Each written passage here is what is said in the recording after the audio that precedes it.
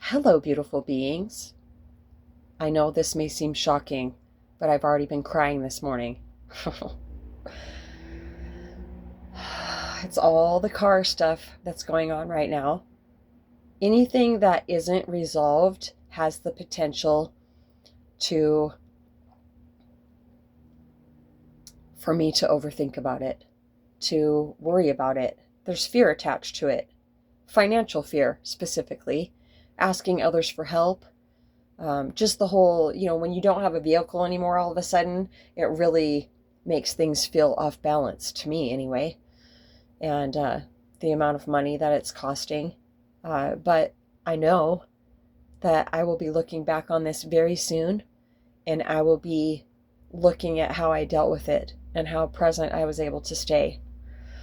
I feel that it's good to have goals as far as my growth goes, but I kind of feel like I work against myself sometimes. I feel like I'm trying really hard to not be human anymore because I don't want to feel all this shit. I keep being disappointed with myself, like when I get a message first thing in the morning saying, I'm sorry, there's actually something wrong with that truck that I just loaned you yesterday, so I have to have it back. I don't know what's wrong with it, but there's something wrong with it. And my fiance reminded me of that. So yeah, can you bring it back today and then take the other one? Yes, okay. But I still felt sick to my stomach. I felt like it was just one more thing. There's a lesson in this, and that's I'm getting stronger around, you know, a lot of pop quizzes. Yeah, that's what they're here for. And I need to stop judging myself on feeling those emotions that come up, that feel like, oh my, are you freaking kidding me, man? I literally watch the gas gauge go down as I'm driving in this truck. So, but I am grateful to have transportation to work. It's like all this back and forth mental, it's all mental. That's what is always so painful to me, is being in my mind. They're saying, and specifically, believing things that aren't true. This will be resolved. It is being resolved. I will have enough money to pay for all of it. It will work out. I'll have it back and it'll be better than ever. And I will go get an extended warranty on it. There's already a warranty on the rebuilt transmission that I'm going to get for it. So that's really good.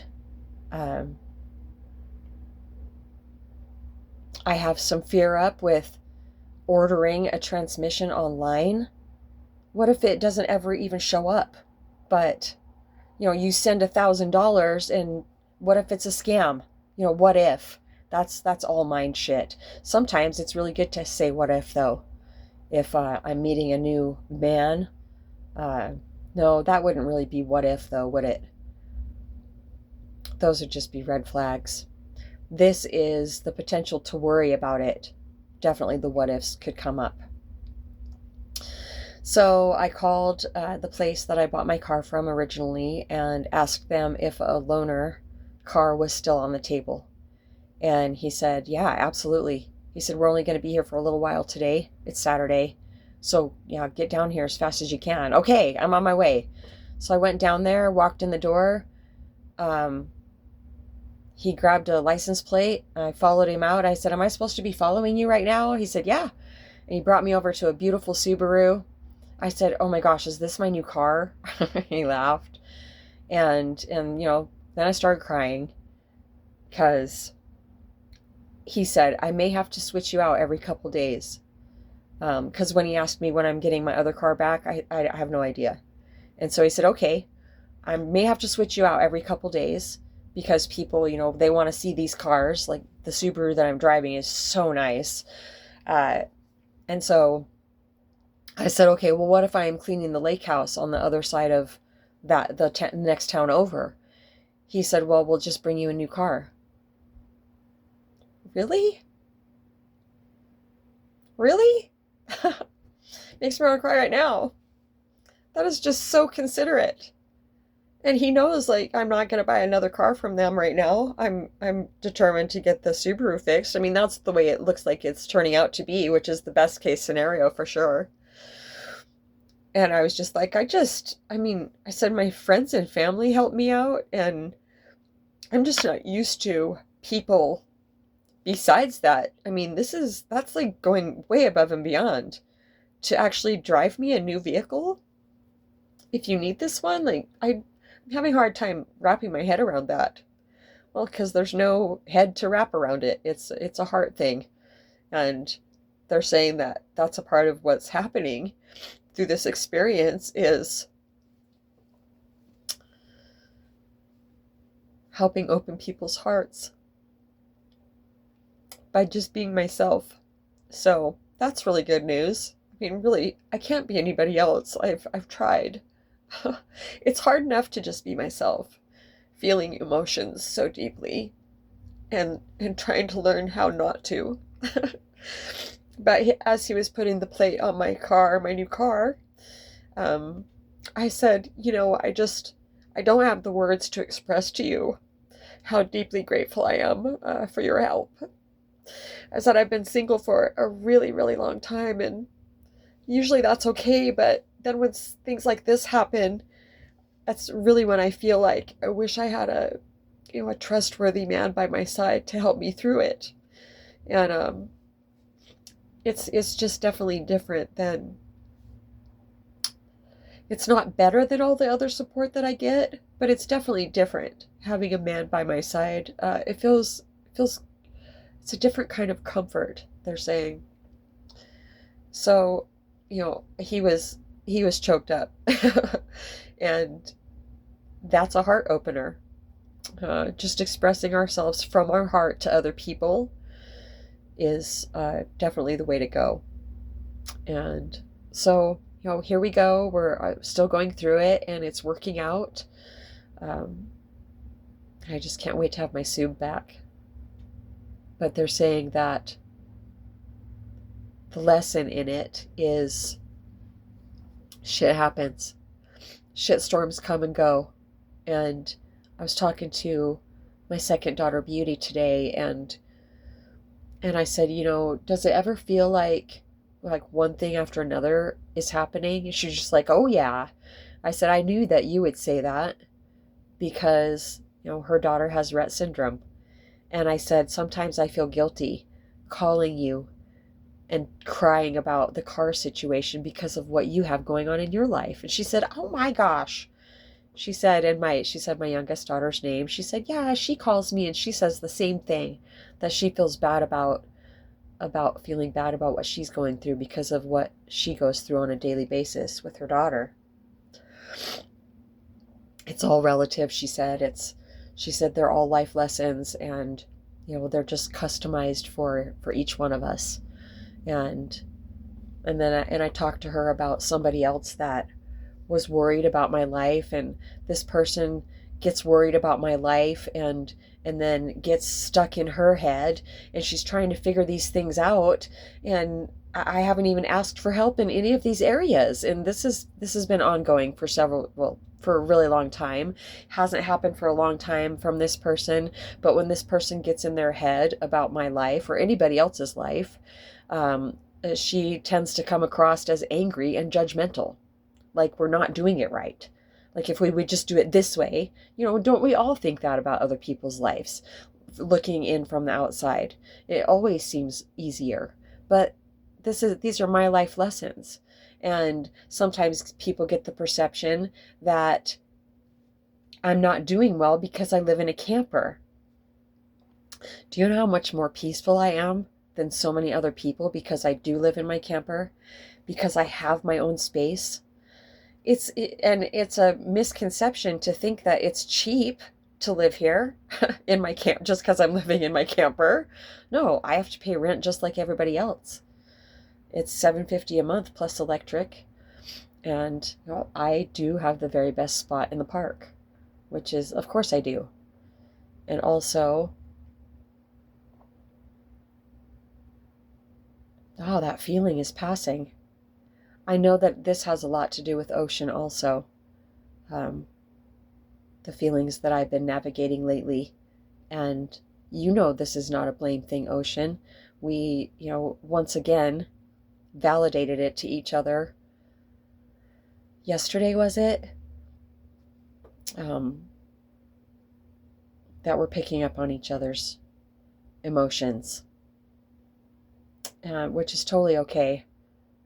There's a very good reason that the divine made me the way I am, and that is to help as many people on the planet to get out of their heads, to help you navigate life situations. I don't feel like there's a point I'm going to get to where a person can look at me and go, oh, wow, okay, she's just like this all the time now. I want to be just like that. No, I'm feeling that maybe, no, it's probably a thought. Because I'm in the midst of a shed right now, they're reminding me of that. I'm shedding more useless personal identity. And every time I'm going through a shed, I feel like that's just how I'm going to be feeling now, feeling discouraged, and that I feel like I should be further along like this. Yeah, Bashar came up on my YouTube feed this morning. I specifically asked who I could listen to help me feel better, to get more centered and grounded, more rooted in presence, in my own natural state of being, out of my head. And Bashar came up, and it was just perfect. It was exactly what I needed to hear, of course. And so those things, it's like Eckhart says, once we've been taken over by the pain body, it just takes a while to work our way, back down into our bodies and out of our head. And so we can see much more clearly then. They're showing me that interactions that I've been having with people that I wouldn't have normally been having if I would have had my car, they are more important than I've realized. So I feel that the expectations I've had on myself to reach a certain level of mastery over the psychological mind, presence mastery, like just being firmly rooted in presence, and if I get a message in the morning that feels discouraging, then I'll be detached from it. That's my goal. I feel like that is a possibility. I've experienced it before. It just seems like recently, since my car broke down especially, I've been feeling more fragile emotionally, and definitely more susceptibility to becoming unconscious, to being affected by messages that come in that feel negative. However, I feel that I will get to a point someday, like I just said, just being the observer in my own natural state of being, having all those buttons, the unnecessary ones, unplugged, disabled. So I'll be able to read a message like that and go, oh, okay, lot more logically that's happening. Because that's what it feels like from presence. It's not a cold logic. It's like Eckhart says, okay, yeah, well, that's happening. I don't need to be upset about it because that's what's happening. Yeah, that's my goal. And I know that since it is, I was going to say, if it's achievable, I will achieve it. But I know it's achievable because I've seen it in others. And Muji said one time, a really long time ago, he was describing how he functions in the world, and he said, yeah, if they called me and said, we're coming to get your house, he'd say, okay, yeah, what time? And he said that he didn't have any, upset feelings about it or fear. And I was just like, well, really? At the time, he was throwing that scenario out, so that had never happened to him. But was he really to that point where if his car broke down and he didn't know what to do, would he be able to remain completely calm?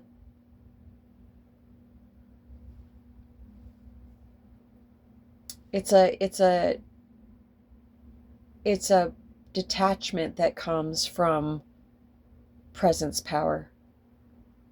Knowing, not just knowing logically, but the remembering type of knowing that none of this is real anyway, ultimately.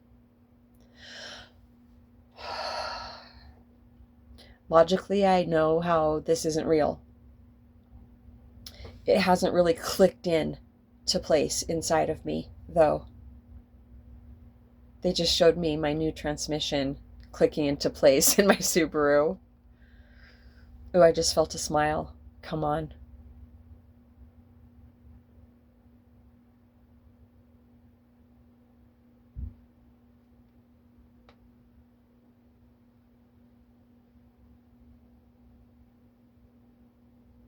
And so we go. Hi, Andrea.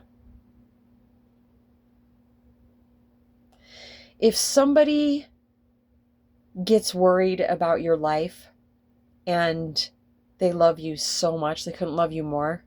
However, if they become unconscious, worrying about your life, and then come to you with all the solutions that they've come up with, but it just feels angry and judgmental, that is a really good practice to not become unconscious myself, and to know that that person is trying to come from a place of love, but they've become unconscious with fear and worry. Some people also feel that if a person still is living in their camper, that they're not progressing. My progression has looked a lot different. It's a more of an internal progression that I can't show anybody. It comes out when I'm holding satsang with people,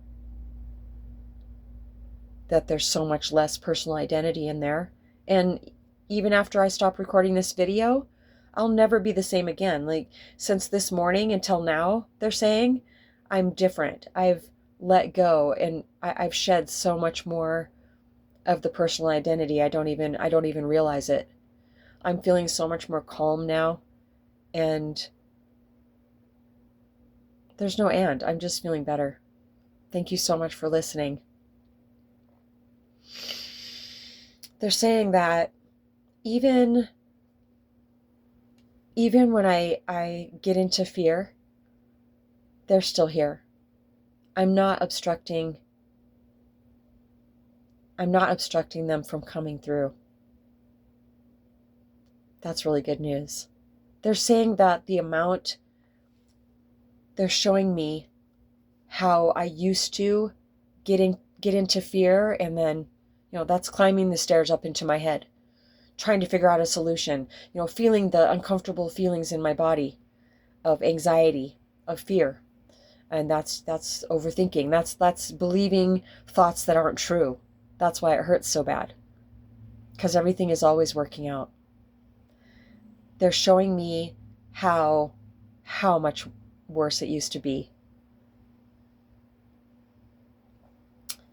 I go through such long periods of time now where I just don't feel like I can be blown about at all. I feel so rooted in my natural state of being that when I'm going through a learning curve, they're calling it, it just feels even more uncomfortable because I'm used to not feeling any of those emotions.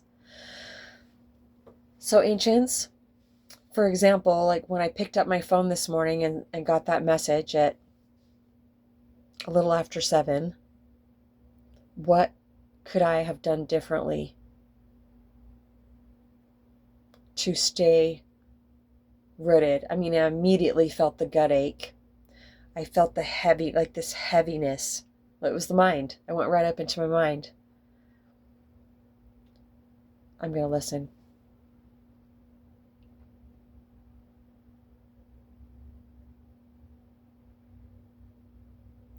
They're showing me that I felt so discouraged in myself that I was actually experiencing those emotions, and discouraged by what was happening in the moment. I was resisting. Immediately I thought about getting Eckhart on the line, listening to one of his videos. But I didn't do it because I told myself that you should be able to do this on your own now. You don't need to reach out and listen to somebody. You don't even need to call anybody anymore. Aren't you to the place? This was all my mind. Also, I would never talk to myself like this. Shouldn't you already be at the place where you don't need help from anybody? No, I'm actually never going to be to that place. I will always need help from people as long as I'm in this physical form. And that's one of the hardest parts about this lesson, is having to ask for so much help. But that's okay, because I don't want all of this useless personal identity that makes it nearly impossible, it seems like at times, to stay peaceful. Full breath, a full breath life. Yeah, and my mind tells me also, you're not going to be able to help anybody until you get this right. It's ridiculous. I'm already helping people. Every single day I get to help people. No matter what's going on in my life, I've noticed that every single day I get to hold satsang with people.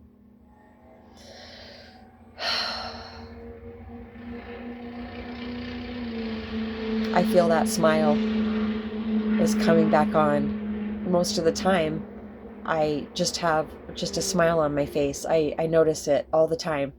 Just like, wow, that's it's not a smile that, oh, this is happening or this is going on and so I feel happy. It's the smile that comes with just feeling peaceful. One thing I don't want to do also if I feel stressed out is take a full breath. My mind tells me that I need to hold it together. If I take a full breath, for some reason it's hard to relax. It's almost like this battle between my mind and my being. I don't want to take a deep breath, because it feels like I'll lose control somehow. But that's what I need to do, is lose control. The illusion of control. I'll keep you posted. Thank you for listening. Thank you so much. Just be yourself. Everyone else is already taken. It's Mark Twain. It's my favorite saying in the whole world. I love you so much. satsangwithmamaji@gmail.com. They're saying, we do too.